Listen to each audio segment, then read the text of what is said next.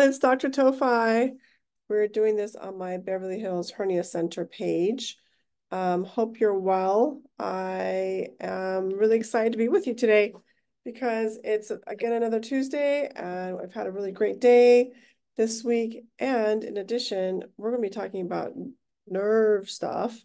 And I, of course, picked it because I usually tend to pick my topics based on what you all are interested in and what you ask for.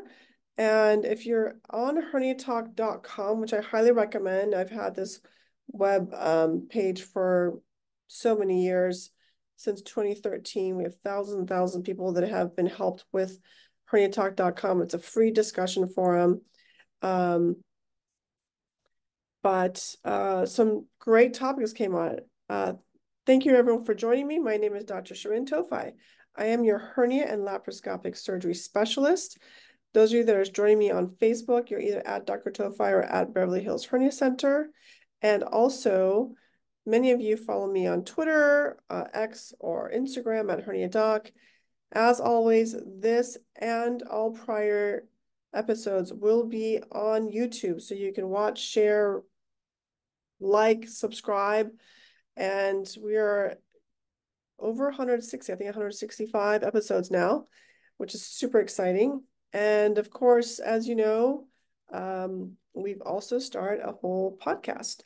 So if you'd like to do the podcast, I highly recommend that you also watch this as a podcast, because I like podcasts. We just had a whole 2 hours of driving I had to do for a meeting, and listen to podcasts for the 2 hours of traffic I was in. We had the Pacific Coast Surgical Association meeting this year, which was in Neuralgia, which is kind of like Palm Springs, but just out on the outskirts of Palm Springs. But in California, everything is Palm Springs, and then there's Rancho Mirage and all the different kind of subsets of Palm Springs. There's Palm Desert, etc. Rancho Mirage is kind of like the nice area. So we had a great meeting there called Pacific Coast Surgical Association. My team presented our data on mesh implant illness, which I thought was very well done. And in talking about mesh implant illness, we reviewed all the outcomes that we see after the mesh is removed. So the question was, once the mesh is removed, how do people react? Do they get better? What percentage get better? We found 86% actually get better. Actually, I take that back. 56% were cured once all of their mesh and sutures and tacks and whatever were removed. So that's good, because it shows that mesh removal is a good treatment for mesh implant illness, but it's bad because there's still 44% people that weren't cured. Many of them got better, but many also, maybe they didn't have mesh implant illness. So we're trying to learn. The point was that we're learning about this. Going back to what I was saying earlier, sometimes I'm inspired by what is discussed on my discussion forum, which is HerniaTalk.com, which of course is free to anyone who wants to use it. You just have to go on the website. You can lurk it and kind of go through all the questions, see if there's anyone that shares your own questions. But what you can also do is register for free and also ask questions and interact. So what I was impressed upon was there are several recent questions about neurectomy. And so I thought, maybe it would be good to talk about neurectomy and everything you want to know about neurectomies as a dedicated topic. Now, I have had multiple episodes in the past when we talked about nerves. We talked about nerve pain, nerve injections, neuromas, etc. However, I don't recall ever having a full episode on neurectomy itself, the actual surgical neurectomy. So let's kind of dive into that. Of course, as usual, if you have any questions that you want to ask, I'm happy to answer them. That's related to hernias, obviously. But what I will say is that the The topic of neurectomy, first of all, let's get this clear. What is neurectomy? Neurectomy is a cutting of the nerve. Now, usually we don't like to cut nerves because there's implications, like cutting off a limb, right? There's implications, but sometimes it's necessary. So why would anyone want to cut a nerve? Well, first of all, we usually don't cut nerves unless the nerve is causing a sensory problem. What does that mean? Burning, hypersensitivity, what we call painful numbness. So it's numb, which means it's not working. The nerve's not working, but it's painful, which means the nerve has been injured and so causing pain. So those are really reasons, like hot poker sensation, painful numbness, severe pain, usually of a burning quality or a shooting quality. And you can wrap around your back or shoot into wherever this nerve causes sensation. Now, if you're numb from a nerve, usually we don't do surgery because numbness is not considered a sensation abnormality that requires like an intervention. And of course, neurectomy is the surgical cutting of a nerve, and we only cut, in my specialty at least, these small peripheral nerves, not the nerves in your back, but nerves that have eventually made their way toward the front where your hernias are. Usually when we talk about neurectomy, we talk about nerves in the groin area for an inguinal hernia, but there are other nerves in your kind of flank area, your ribs, and also nerves in the abdominal wall, usually to the sides, called anterior cutaneous nerves, which we may also address. The thing that we talked about before has been like, you may have heard the term triple neurectomy, selective neurectomy, pragmatic neurectomy. These are all different ways of addressing nerve problems by cutting the nerve. So when you cut the nerve, any nerve, you will get numbness as a result of that. So don't expect to feel like you did before the nerve was ever injured. However, many people say, that's fine. I'm okay being numb as long as this burning pain, this hot poker pain, this sizzling, this shooting, hypersensitivity goes away. So the consequence of cutting a nerve is you'll be numb in that area. We don't like to cut nerves that have what's called a motor sensation. What is motor? Motor means like the engine motor. So it works. So muscle function, those are called motor nerves. So a nerve that feeds a muscle that has a function, we don't like to cut those. Like nerves to your leg. We don't want to cut those nerves because then you'll be paralyzed. Most of the nerves that we deal with do not have a motor function. They are there because there is a sensation problem. So the skin is hypersensitive. You can't wear certain underwear because anything that touches it causes pain. Women tend to wear dresses and with no underwear sometimes if it's a very severe problem, because anything that touches the skin becomes really irritating and discomforting or triggers that nerve pain. Men may prefer like really loose boxers and prefer not to have constricting briefs. They prefer not to wear belts or jeans. They don't wear jeans because any of that kind of stiffness or pain, external pressure will kind of cause them to have a worsening of their pain. So before you get to neurectomy, where you have to cut the nerve, the purpose being to halt any of that nerve pain by just cutting it, first understand what a nerve is. So the nerve starts at the brain, and then the nerve are basically like electrical cables, right? Starts in the brain, goes down through your spine, leaves the spine, and goes to wherever it's supposed to do its work.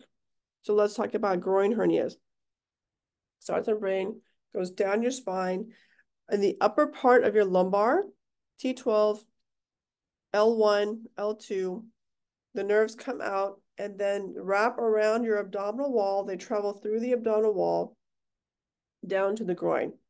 There's a pudendal nerve, goes down the sacrum, out through your pelvic floor, and gets to like the base of your penis, gets to your penis or your clitoris, for example, and your rectum. Those are all peripheral nerves. The smaller the nerve, the less important it is usually. Your sciatic nerve, for example, you may have heard of sciatic nerve. That's L4-5, L5-S1. They come out towards you, out of your buttock area, out of your spine. Again, brain down to the spine, out of the buttock area, down the back of your thigh, and it wraps around kind of the knee down towards the base of your foot. Those nerves start big, and the further out they go, they keep giving branches, and they get thinner. The smaller the branch, the more end point of the branch, the less the consequence of cutting those nerves. Also, the more likely for them to get injured. So when you cut the nerve, what you're doing is you're disconnecting the area of the nerve which is injured from communicating with your brain, and therefore saying, I hurt, I burn, I'm hyperactive, I'm hypersensitive.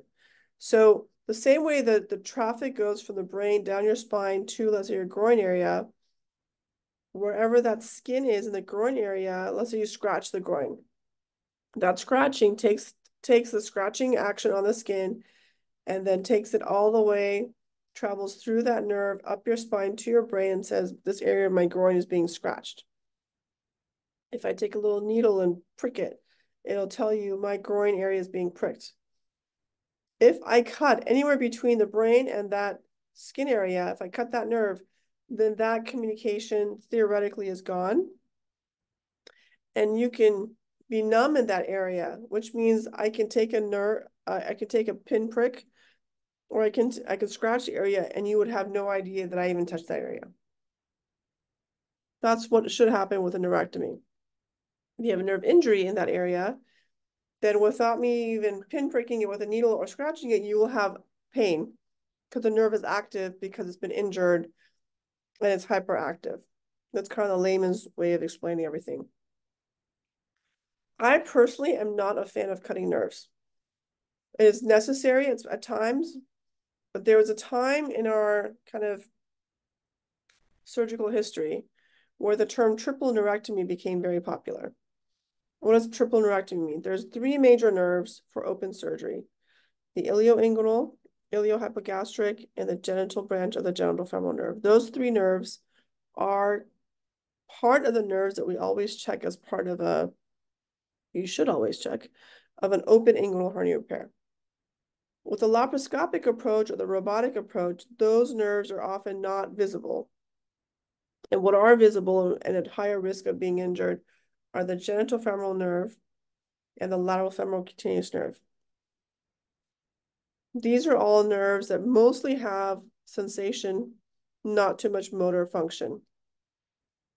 The further up you go in all of these nerves, the more motor function they gain. Or the further distal you go, away from the brain, and farther out you go, the more sensory function they have and the less motor function they have. So at some point, there was a lot of surgery being done and hernias and mesh placement, and people were getting injuries, whether it was with tissue repair or with mesh repair. They were getting injuries to these nerves because the nerves are kind of in the way of the hernia repair. And the decision was made that as part of this pain cycle, let's cut these nerves. And by cutting these nerves, we'll get rid of the pain. That's kind of what was going on in the discussion. So the triple neurectomy first did not start as a triple neurectomy. What it first started as were surgeons were seeing nerves that were a problem, and then they were cutting those nerves. However, Dr. Parviz Hamid, who's the godfather of meshomas and a lot of mesh and hernia related disease processes and treatments, figured out that if he cut all three of those nerves in these open angle hernias, the patients were more likely to be cured of their pain symptoms than if he selectively cut those nerves. And that's how the term triple neurectomy came to about.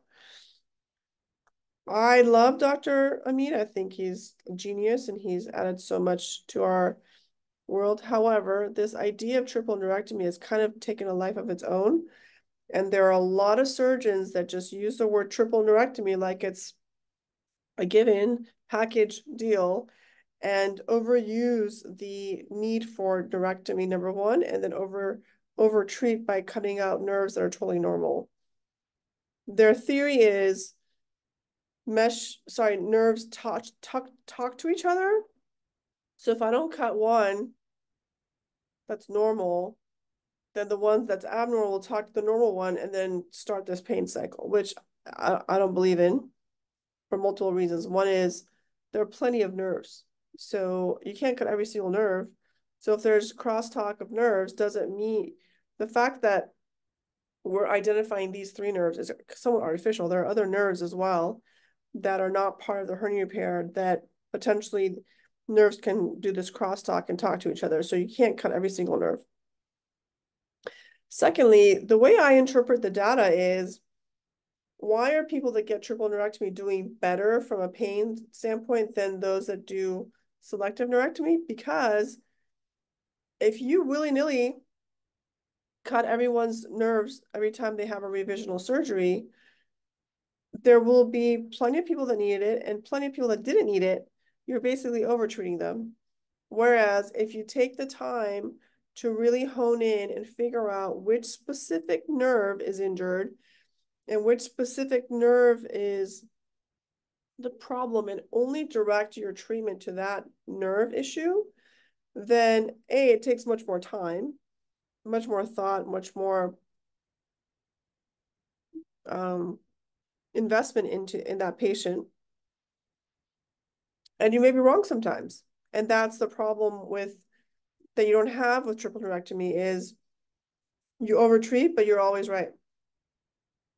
Now, if you've been a fan of HerniaTalk Live, or you've been on herniatalk.com, you know that cutting a nerve is not without consequence. So if I cut a nerve, how do I know that that patient's going to do better? There's a certain percentage of people, and I think it's around a quarter of people, that will not respond well to a nerve being cut. They get this like reaction to the nerve. We try and reduce that reaction by numbing the nerve before we cut it and basically kind of reducing the overall activity of the nerve as its reaction to being cut. We also tie the nerve so that the ends of the nerve, it's like electrical cables. It's like one big cable with a lot of electrical wire within it. You don't want those electrical wire ends to be exposed to scar tissue and so on. And about 4 to 5% of those patients who have the nerves cut will end up having need for more surgery due to another neuroma. So, or due to a neuroma.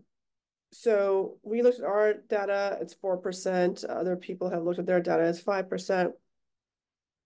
And a small fraction of all of these people will get a really bad outcome, which is called CRPS, or complex regional pain syndrome, CRPS. And we discussed this a couple of weeks ago with our pain management doctors. That is a horrible complication because what's happening is you are cutting and therefore eliciting this hyperactivity of the nerve locally. And then what happens is the whole body decides to go berserk. And now all the nerves in the body are like turned on by this nerve surgery.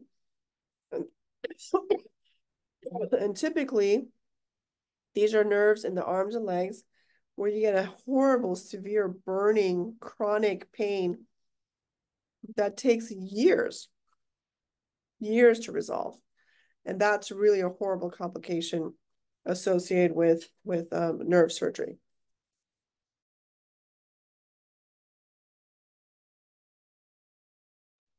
So that's kind of my risk, which is I don't want to turn a totally normal person with some chronic pain into a debilitated, disabled person with CRPS. And the more nerve surgery you do, the more you muck around with the nerves, the more you cut it and mess around with it, the higher the risk of getting CRPS. Some people are considered to be more prone to it. We don't know who those people are.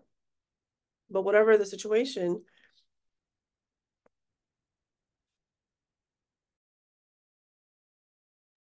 you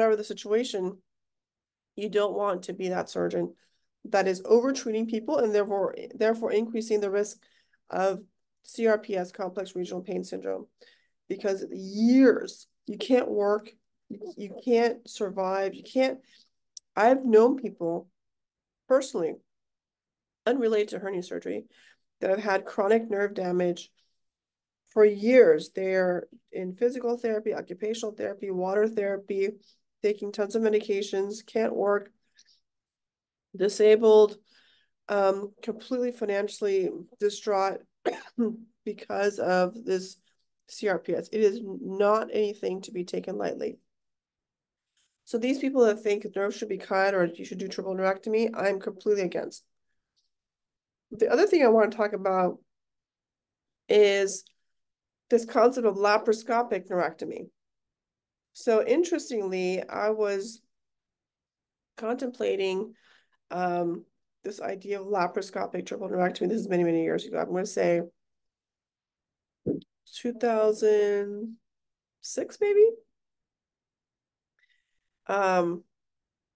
2008, maybe? So the idea was, instead of cutting the nerves in the groin area where there's mesh and scar tissue and prior surgery, why don't I go in laparoscopically and cut those same nerves before they hit the groin? I actually met with Dr. Amit about it, and he's like, that's not a great idea. You can call it radical neurectomy. And what we were doing was we were cutting the nerves all the way up to the spine area. There was not a single book, not a single anatomy book, not a single anatomy picture anywhere, because I went through all of them, that explain that the iliohypogastric nerve, ilioinguinal nerve have any motor function at all. Not a single nerve, not a single paper, not a single book. There was a surgeon in, I think in Germany maybe, that described a laparoscopic neurectomy or retroperitoneal neurectomy. And then we went ahead and we did 3 patients and presented that to SAGES. And then we did a full anatomy evaluation of these nerves, because what I learned was what you learn in the books is very different than what you see in the abdominal, kind of in the abdomen. So we then did hundreds of cadaver dissections to try and better understand what we call the lumbar plexus, which are these nerves that are coming out of the back. I told you T12, L1, L2. And we started doing more laparoscopic triple neurectomies. Talked about it to a couple of my friends, Dr. Parviz Amit specifically, and Dr. David Chen. Were at the dinner with me, and we thought it was a great idea. Then I had my first patient complication, which was the abdominal wall on the side of the triple neurectomy started to bulge out. And the patient's like, what's going on here? Like, the pain's better, but now I'm having this discomfort because I feel like one part of my body has no support. It's giving me back pain. It actually gives me like this stretching, painful bulge. And if you look at them, the one belly is protuberant on one side and not the other side that didn't have it. If you do it bilaterally, that means left and right side, the laparoscopic triple neurectomy, the whole belly becomes very distended. And we learned very quickly that this must be what's called a denervation of the abdominal wall, because between the spine and the groin, that length of nerve is not purely sensory. There are little branches that you can't see and that have never been reported that actually give out little branches to the muscles. So if you cut that whole segment of nerve out, you're going to get a denervation of the abdominal wall. Horrible complication. I started talking about it and telling people not to do laparoscopic triple neurectomy, not to do laparoscopic neurectomies, because you're putting the patient, not everyone, the patient at risk for abdominal denervation, which is a completely not reversible disabling problem. There's nothing you can do about it. However, then another paper came out with, like, I forget the number, like, let's say 100 patients consecutively doing these. And they're like, this is a great procedure. I talked to that author and I said, because he presented it at, I think, Pacific Coast Surgical Association, I'm not sure. And I went up to him, I said, you just presented a paper saying that laparoscopic triple neurectomy is a great idea because it addresses people's pain. But in the complications, you didn't mention the denervation that they get. And did you not see any denervation? Oh yeah, I saw tons of denervation. But you didn't report it in the paper. He's like, oh, they just get better. Just give them time. They get better over time, which they do not. They do not get better. No amount of physical therapy will regain that function. The nerve is cut. It's gone. And if you go into HerniaTalk.com, there is a member participant that actually mentioned that they had this laparoscopic triple neurectomy. And now they have, and they were told, you may get a bulging. It's reversible, which of course it's not. And then what they did was they told the patient, oh, maybe you can have a TAR, T-A-R, which stands for, it's an acronym, T-A-R, transverse abdominis release, to help maybe the bulging. Completely the wrong answer, number one. This is not a hernia, this is a denervation. So no amount of muscle release will help, and it may actually worsen the situation. If anything, you would benefit from a plication or like a tummy tuck, but even that's not a good procedure. So here we have someone who's making comments. I have a lopsided abdomen to prove it. I wish my provider had known in 2014 when I had mine. That's true. And it causes a different kind of pain. There's no cure. That's also true. It's a horrible situation. So in general, I not only prefer not to do it, I highly encourage other surgeons not to do it. And I'm contemplating writing maybe a letter or something that says do not do it, and do understand this is not some great laparoscopic option to open neurectomy. It is not. People think laparoscopic or robotic is just better than open. For neurectomy, it is not. It is not. It is not a good operation. If you do ever need a neurectomy, then the only way to do it as safe as possible is to cut the nerve as distal and far away from the spine as possible to reduce the risk of having the muscle denervated. Let's see. I'm in awe that a skilled hernia surgeon can also present a comprehensive and brilliant neuroanatomy and neurophysiology lecture. Thank you. I'm learning so much, even though I consider myself well educated. That's very kind of you. Thank you. As I'm coughing away, I'm sorry about the coughing today. So if you guys think it would be good for me to write a letter to some journal, the problem is it's so difficult to write these letters without a lot of data, because I stopped doing it. After I had 2 patients, I'm like, this is it. Never doing this laparoscopic triple neurectomy again. Unfortunately, I see a lot of doctors offering it because they think they're like being au courant and very advanced. It's actually the wrong procedure to do. So I'm a big advocate against doing that. The genitofemoral nerve, even there is a branch of that also that gives muscle function, and specifically in men, it gives function to the cremasteric muscle. So if you cut that nerve, or if it's injured as part of a mesodermal removal or surgery, you can get weakness of the cremasteric muscle, and then the testicle falls really low. And often it falls low so that the two testicles are like very disparately like abnormal. The side where the nerve is cut with a genital femoral nerve is much, much lower. Sometimes it can be so bad that the testicle actually touches the toilet water. If you're sitting on a toilet bowl, that would be an extreme situation, but you know, these are complications that we see. Here's another question. I feel a lot better, but still have some issues. Still excited to feel better than I have in almost a decade. Thank you for saving me, Dr. Towfigh. You are the best. Oh, thank you so much. Glad you're doing better. That's a MASH problem. Here's another question. Aren't there still top hernia surgeons at top academic institutions?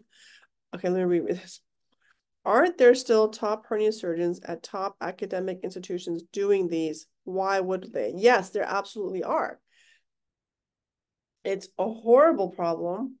They're doing it because they're probably unaware that there is a significant portion of people that get this denervation, and many of them are unaware of the anatomy, which is why I think I should write a paper that pleads against it, because no one, including the person who wrote the article, no one has officially made a paper refuting the research paper that has been published, which says what a great thing laparoscopic triple neurectomy is. So if you're in Turkey or Spain or Canada or Nebraska and you're reading papers on different neurectomy options, chronic pain options, and you have a highly respected hernia surgeon write a paper on laparoscopic triple neurectomy and its amazing outcomes, and they fail to mention anything about this complication of abdominal wall denervation, which I find a bit odd and disingenuous, and you've never been to a meeting and no one's ever talked about it, there's no paper published to refute those results, then it's kind of, you know, you think you're doing a great thing. Oh yeah, laparoscopic triple neurectomy, that's so much better than open. You can include a picture of my abdomen and I can include a list of problems that it's causing. Actually, I will take you up on that. Absolutely. Does this mean that neuromodulation by spinal cord or dorsal root ganglion stimulation is a better option for totally refractory post-hernia surgery? No, it doesn't mean that. So what it means is that neurectomy, when done distally, peripherally, as far away from the spine as possible, can be the right choice. I personally feel that selective neurectomy is the right choice, not automatic triple neurectomy, because there are consequences to cutting nerves. In our study, we found that pragmatic neurectomy, which means a normal nerve is cut to prevent pain or prevent pain, had a 0% neuroma rate, and cutting a diseased nerve had a 4% neuroma rate. So that's kind of where we are. However, if you need more surgery beyond the groin area and you're at risk of having nerves that need to be addressed more proximally, then yeah, at that point, you're kind of at a stage 4, kind of an end stage nerve problem. And perhaps some type of nerve stimulator would be indicated to reduce your risk of having denervation. And if you want to know more about how nerve stimulators and dorsal root ganglion kind of stimulators work and why they work, listen to our podcast and YouTube video from HerniaTalk Live 2 weeks ago, because we had a really, really good discussion with our pain management specialists on that. So highly recommend that. All right. We had some questions. I'm going to go through those that were submitted earlier. Here's one. It says, why is not recognizing a nerve and injuring it during a dissection more problematic than a so-called pragmatic neurectomy done intentionally by the surgeon when he or she encounters either whether a named or unnamed nerve during the dissection to get to the inguinal floor? That's a great question. So I mentioned that if you cut a small nerve, because you're trying to prevent injury. Let's say I'm removing mesh and it's a totally normal nerve, but with me removing the mesh off the nerve, I'm actually going to injure the nerve. So I'm going to cut that otherwise healthy nerve.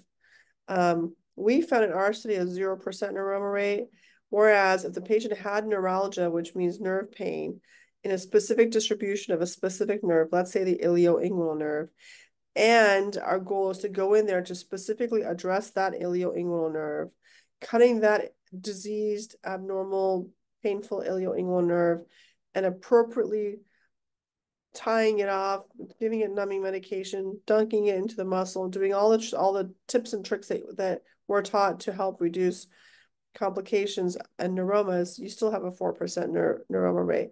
Why is that? We don't know. We were actually quite surprised to see that cutting a healthy nerve gave zero risk of neuroma, at least in our study.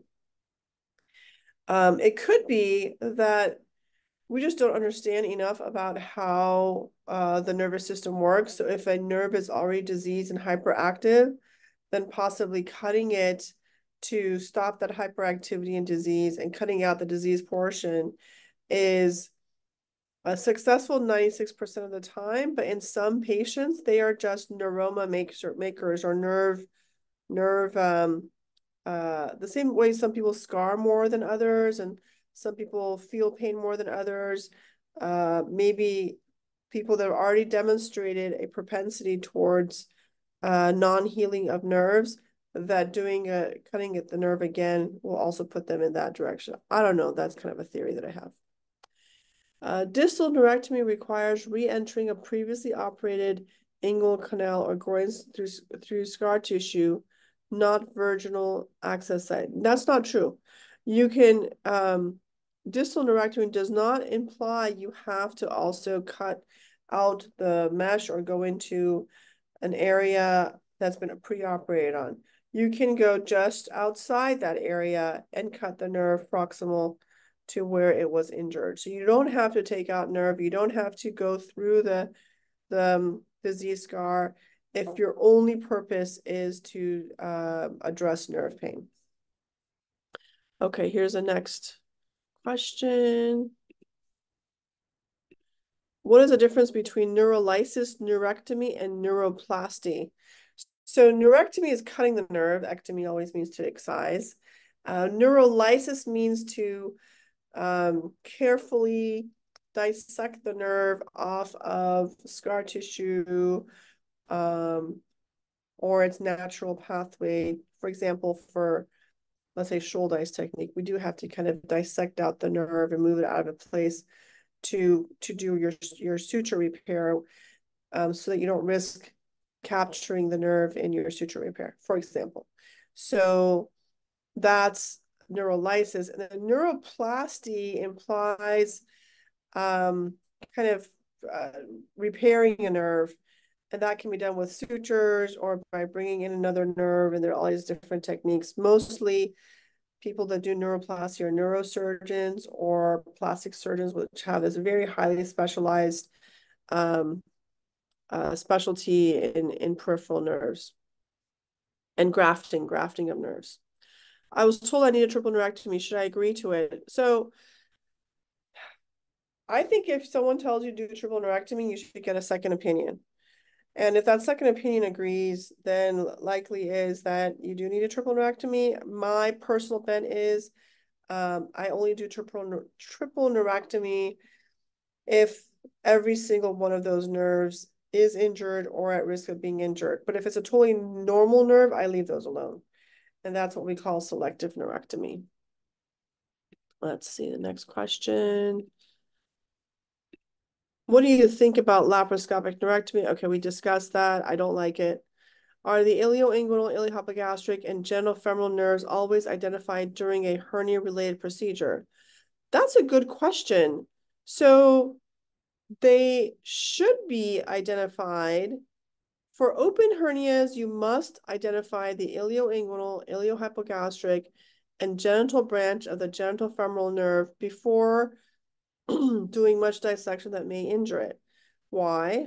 Because you may be doing dissection that may injure it, and in either placing the mesh and the sutures or in doing your suture repair, you may accidentally injure those nerves. So if you've identified it first, you know where these nerves are, and the trick is not to disturb those nerves as much as possible. Let them be where they are, but identify it so you know where these things are before doing your surgery.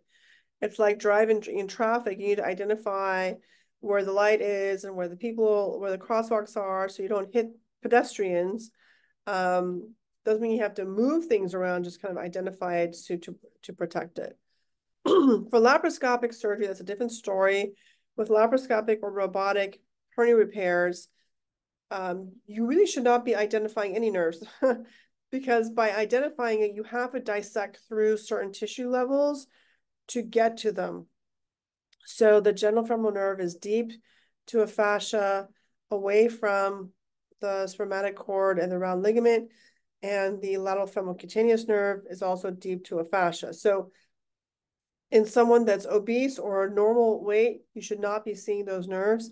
In thin people, so where there's no fat, and therefore those tissues are quite thinned out or transparent because there's no fat, you may see those nerves. But if you shouldn't be digging to look for those nerves, because by doing that, you may expose them either to the mesh or scar tissue, whereas they're in their normal state. So for laparoscopic or robotic inguinal hernia repairs, we usually do not identify the nerves. However, if I'm removing a mesh and or there's a nerve question robotically, then yes, I would want to identify those nerves and make sure that they're healthy before finishing the surgery. How common are inadvertent neurectomies, and what kind of hernia-related procedure do they most frequently occur, and what are the consequences for the patient? Well, we prefer to have as minimal an amount of inadvertent neurectomies as possible. The more complicated the hernia, the larger the hernia, or if there's been prior surgery, the higher the risk of inadvertent neurectomy or injury to the nerve. They tend not to be in abdominal wall hernias. They're mostly in inguinal hernias. We don't know the exact number, but as you know, there's just 12% number that's been thrown around as a chronic pain rate after inguinal hernia, mostly from open surgery. Much of these are because of inadvertent neurectomies. And if it's a small injury to the nerve, some patients will just heal that on their own. If it's involved in scar tissue and or mesh, that's higher and more difficult to heal from. You can calm down the nerve with a lot of different procedures. That includes steroid injections and massaging, and some do PRP. It's not very common. Hydrodissection, we discussed that a couple weeks ago. And you can also do ablations of those nerves to kind of calm them down. But neurectomy is not the answer to all nerve type pain. Let's see, here's a question. Can you injure an unnamed nerve while doing laparoscopic mesh hernia repair? Or not usually. Or can scarring around the mesh associated with healing entrap unnamed nerves and does not make lap repair more dangerous? Does that make lap repair more dangerous than open repair because of injury to a more proximal? No. So it's not common to have nerve injuries with laparoscopic repairs as compared to open. And no, the unnamed nerves are usually not consequential. Next question. Are there cases in which preventive, triple, or selective neurectomy is recommended? So there is a thought that pragmatic neurectomy or preventive neurectomy is indicated. Usually that's for, let's say, ilioinguinal nerve. Usually we don't cut. And there are some surgeons that always cut those nerves as a way of preventing that nerve from getting injured. It's the craziest idea to me. It's basically saying, it's so crazy. There are surgeons that believe that if you cut the ilioinguinal nerve during surgery, that you will prevent ilioinguinal neuralgia. Although most ilioinguinal neuralgia is because you're a heavy-handed surgeon or you're a sloppy surgeon that is causing either too much damage to the nerve, too much scar tissue, or the mesh is not put in flat enough and therefore can damage the ilioinguinal nerve. Cutting that nerve should not be the next best option. You should just be a cleaner surgeon and identify the nerve instead of just cutting it. So there is some thought also that part of the pain with hernias is because the nerve is being squished, and that squishiness actually damages the nerve. So in the groin, you're having squishing of the ilioinguinal nerve because of the fat, and then what happens there is the nerve is damaged, and then you're leaving a damaged nerve behind and doing this hernia repair, and therefore you should cut all these nerves. Also, kind of a creepy idea. There are papers that have shown pathology, which shows the nerve is not healthy, or has like some type of they call it like ischemic injury.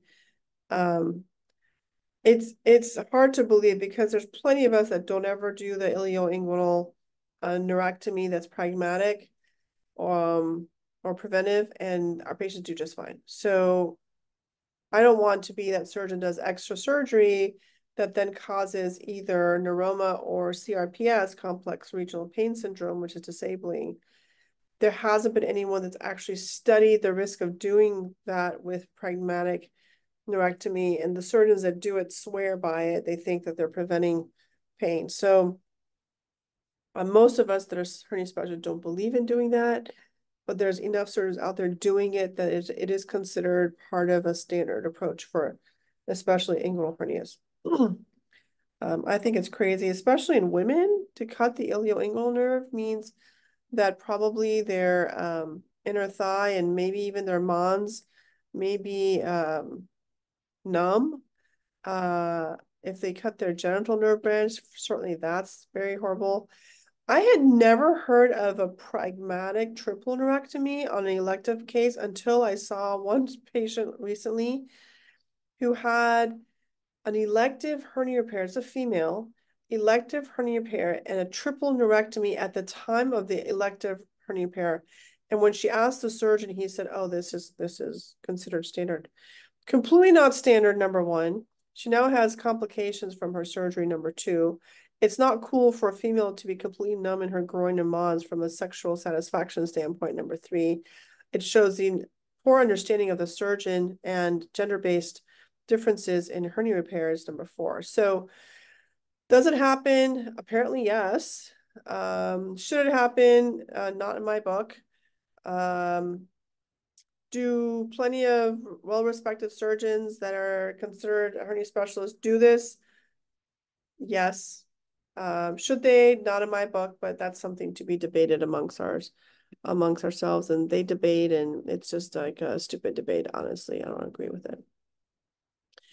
Is mesh the cause of the existence of neurectomies and hernia repairs? You know, that's also a great question. No and yes. So mesh is not the only reason why neurectomies are necessary. There are plenty of people that have neuromas or nerve damage as part of a tissue repair. As you know, we've talked about this before, the chronic pain rate after tissue repair is considered similar to the chronic pain rate after open inguinal hernia repair with mesh.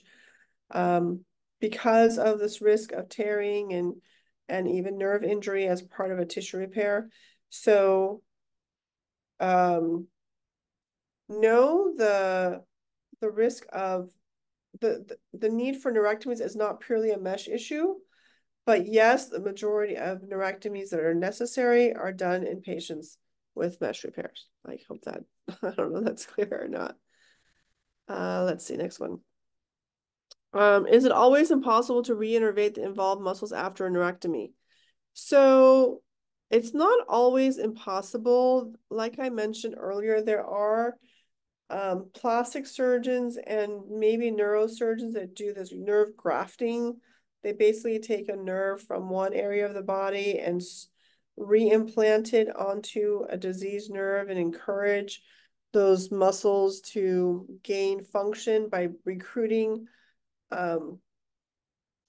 food and energy from a more normal nerve because the other nerve was cut. They usually do that with larger nerves. So they usually do it from the flank back and not from the flank forward, because those nerves tend to be really small and just dissecting it alone can cause injury. So usually it's done for necessary muscles like muscles of the hand or muscles of the face, and not done for unnecessary muscles like groin muscle. That's not considered necessary for life and function. So if you have a denervate abdominal wall and there's one specific nerve that has been injured, you can consider having that one specific nerve grafted to gain function. They often fail, as grafts can fail. But most of these patients, it's not just one nerve, it's multiple nerves, and so it doesn't work. Let's see. I will bring a specialist about that, by the way, to talk about it. Does surgical neuroma treatment essentially involve a second neurectomy more proximal to the spine, and can neuroma recur after extension? Yes. So the risk is 4% neuroma when you re-excise a neuroma. And in doing so, you're getting closer and closer to the spine. And again, the risk of that neuroma having another neuroma is again 4%. So we haven't found that that risk is higher if you recut it. But yeah, it is that. Okay, next question. I love that you guys send in questions ahead of time. Do motor and sensory functions of the iliohypogastric, ilioinguinal, and genitofemoral nerves change pathways as they move away from the spine? Yes. So to my knowledge, I have never been able to visually see branches. They're probably microscopic and really small, but there aren't like these obvious branches coming out of the nerves when they exit the spine towards the groin. I have dissected those nerves. I've seen those nerves injured, let's say during what do you call it? Spine surgery, lateral approach. So it's called an XLIF. So when they go transversely, they can injure those nerves. And I've seen neuromas, and I've had to treat those neuromas. The larger the nerve, the more difficult it is to treat the neuroma. That said, in doing so, they do get you may have to redo the neuroma because it originally got cut. And not all neuromas cause muscle denervation. It's kind of crazy like that. What are the nerves that innervate the abdominal wall? What kind of surgery, apart from spine surgery, can damage these nerves? And how can you tell if a bulging that appears after surgery is due to abdominal wall denervation? Okay, good question. So these occur due to any incision done on the abdominal wall, usually in the flank, so outside the rectus area. Usually the rectus muscles, by the time the nerves get there, they've already branched enough that cutting any nerves in the middle of the body does not cause denervation. It's the ones that are cut from the kind of the what we call mid-axillary line, mid-clavicular line. So kind of this is your midline, and then your shoulder area is the axillary line, and then in between would be the clavicular line, mid-clavicular line. So anything outside of that is where there's larger nerves, and cutting it can cause risk of denervation. So open kidney surgery, open aortic surgery, which people don't really do that much anymore. Any spinal approach from the flank side, open gallbladder surgery. Those are all incisions that are done on the sides. Any weird trauma incision. Those can all potentially cause damage to those nerves. Now, how can you tell the difference between a hernia and a denervation? Excellent, excellent question. So the hernia will be a bulging right over the hernia or the incision. A denervation would be a bulging anteriorly. They're like, it's not a bulging like out, it's a bulging forward. So the incisions are always on the side. So if you have a hernia on the side, the bulging will be outward. So it looks like an alien's coming out of your belly from the side. But if there's no hernia there and they have a denervation, the bulging goes forward.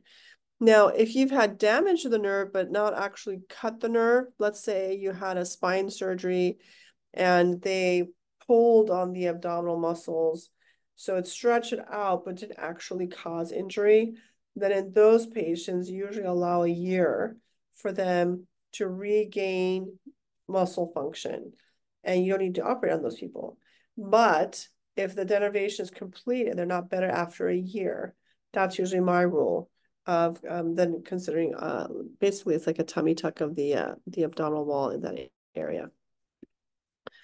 Let's see, interesting session. Thank you so much. Oh, you're welcome.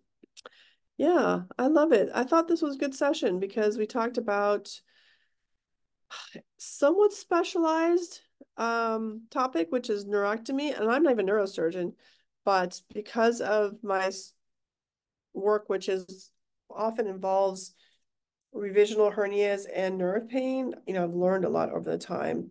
We've had great guests before, which are pain management specialists that have talked about nerve ablation and spinal stimulators and hydrodissections and so on.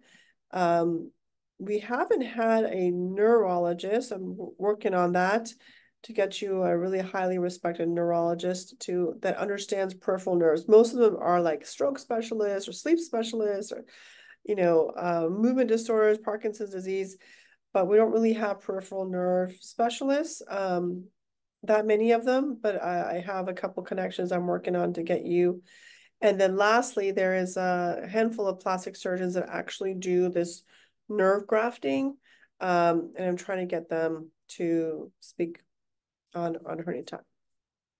So on that note, that's the end of HerniaTalk Live. Thanks everyone for joining me on HerniaTalk Tuesday. We have a guest next week. I'm super excited to speak with him. And he's a really smart guy. I follow him on Twitter, and whenever there's discussion and I want to say something, he'll say something. And I'm like, that's exactly what I want to say. So we think alike. So I really appreciate that. And it kind of implies that they're thinkers. And as you know, I really like thinkers. So that'll be next week. Really looking forward to that discussion. Until then, don't forget to subscribe to my YouTube channel and please post a review on my podcast, HerniaTalk Live. I'll see you all next week. Bye, everyone.